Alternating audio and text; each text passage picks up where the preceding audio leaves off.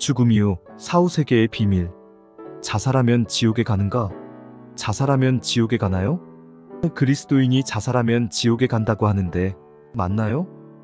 많은 사람이 내게 이런 질문을 해온다. 지금의 삶이 너무나 힘들어 스스로 목숨을 끊으면 어떻게 되는지 많은 생각을 하는 듯하다. 사실 과거의 나 역시 꿈을 이루기 위해 치열하게 살며 누구보다 힘든 무명 작가의 세월을 보내야 했다. 당시 나는 하루에도 수십 번씩 자살을 떠올리곤 했다. 서울 고시원에서 생활하며 하루 한두 끼 라면만 먹으며 시와 글 썼는데 500번 이상 출판사로부터 외면당했다. 수없이 좌절하고 절망했던 그때의 기억이 지금도 생생하다. 고향 집에는 빚밖에 없는 데다 연로한 부모님은 건강이 좋지 않으셨다. 아무리 둘러봐도 나를 도와줄 사람은 하나도 없었다. 너무나 이루고 싶은 간절한 작가의 꿈, 베스트셀러 작가의 꿈이 있었지만 절망감이 깊어지자 다 포기하고 싶은 마음뿐이었다. 그때 죽으면 끝인데 왜 이런 고생을 하는 거지 생각하곤 했다.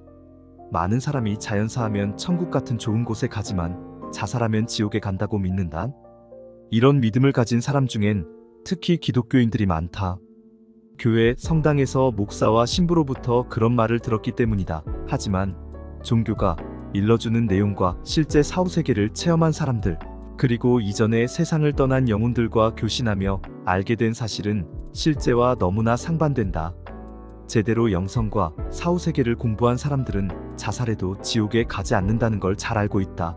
우리를 창조한 창조주께서 우리를 벌하기 위해 자유의지를 주신 것은 아니기 때문이다. 삶을 마친 영혼들과 교신하는 세계적인 영매 리사 윌리엄스는 죽음 이후에 또 다른 삶에서 자살한 영혼이 겪는 과정을 이렇게 설명하고 있다. 영혼이 스스로 목숨을 끊도록 이미 계획이 짜여 있는 때도 있다. 이는 부모와 가족, 구성원들 모두가 얻어야 할 교훈을 얻게 하기 위해서다. 사람들은 좋아하지 않을지 모르지만 어떤 경우에는 치유를 위해 자살이라는 경험이 필요할 수도 있다. 보면 알겠지만 우리가 사람들을 같은 가족으로 태어나게 할 때는 다 이유가 있는 것이다. 어떤 이들은 과거의 상처를 치유하기 위해 한 가족으로 태어나기도 한다. 다른 경우에는 다른 이들이 발전하고 진화하는 것을 돕기 위해 한 가족으로 태어나기도 한다. 그녀의 말에 의하면 어떤 영혼들은 영계에서 스스로 목숨을 끊도록 이미 계획하고 태어난다는 것이다. 나는 가족이나 친인척, 가까이 했던 사람 중 자살한 사람이 있다면 그녀의 이 말을 기억했으면 좋겠다. 자살이 꼭 나쁜 것만은 아니라는 뜻이다. 어떤 영혼은 자신이 전생에 지은 카르마를 소멸시키기 위해 자살을 계획하고 태어나야만 하는 것이다. 그러니 누군가가 자살했다고 너무나 과도하게 슬퍼하거나 애도하지 않았으면 하는 게 내 개인적인 바람이다. 그 영혼은 자신의 계획대로 살다가 간 것이기 때문이다. 리사 윌리엄스는 자살한 영혼에 대해 또 이렇게 말한다. 자살은 사람들이 삶을 포기하고 이 세상을 떠나려고 결정했기 때문에 일어난다. 물론 이 영혼들은 다시 돌아와야만 한다. 왜냐하면 그들의 영혼은 치유받은 후 다시 근원으로 돌아가 위안과 안도를 느끼고 이해를 구해야 하기 때문이다. 하지만 이 여정은 그들이 지상계에 오기 전부터 이미 예정되어 있었다. 이쪽 세계에서는 이 과정을 도와줄 인도령들이 기다리고 있고 또한 영혼의 해결책을 제시해줄 자연스러운 여정을 잘 알고 있는 치유자들도 기다리고 있다. 이 치유자들은 매우 강력하며 그들은 자주 성전에 가서 사람들이 각자의 삶에서 발전하며 나아갈 수 있도록 돕는 의식을 매일 거행하곤 한다. 사람들이 자살로 생을 마감했어도 그들의 영혼이 강력한 치유자들의 인도와 도움을 통해 자신의 삶을 돌아보고 삶에 복귀할 수 있도록 도움을 받는다는 사실은 안도감을 준다고 이어서 설명하고 있다. 우리는 모두 자신이 다음 생에 어떤 삶을 살지 선택할 수 있다. 하지만 스스로 목숨을 마감한 이들은 특정한 교훈을 깨우쳐야 하는 만큼 선택의 폭이 좁아진다. 영혼들은 이 교훈을 깨우쳐주는 대상으로 어떤 가족 구성원이 가장 적합할지 인도령들의 조언을 받는다. 이번 생에서 자살할 계획이 없었는데 스스로 목숨을 끊으면 영혼은 복잡한 과정을 거치게 된다. 먼저 자살하게 된 원인이 있을 것이다. 그 원인은 자살한 영혼의 고통과 상처를 남겼을 테고 자살한 영혼은 사후세계에서 여러 치유 과정을 거치게 된다. 그리고 전생을 돌아보게 되는데 자연사한 영혼들과는 비교할 수 없는 슬픔과 미련, 후회, 고통을 느끼게 된다. 모든 영혼은 다양한 체험을 통해 영적 성장과 진보를 이루려고 환생한다. 그런데 자살하면 삶에서 배울 수 있는 게 거의 없다. 그래서 충동을 이기지 못하고 스스로 목숨을 끊은 걸 크게 후회하게 된다.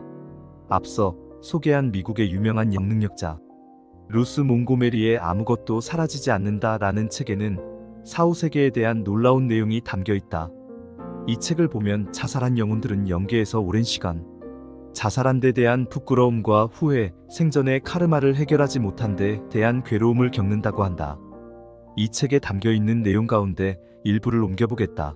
이런 사람들은 순간적인 광기로 인해 고통은 받았지만 곧 자살을 유발한 일시적인 정신 이상을 극복하게 된다. 그들은 깨어나서 이런 문제들을 해결하고 일시적인 광기를 일으키게 한 당시의 상황을 이해하며 사고로 죽어서 온 사람과 마찬가지로 빨리 이곳에 적응하게 된다. 좀 더 불행한 사람들도 있다.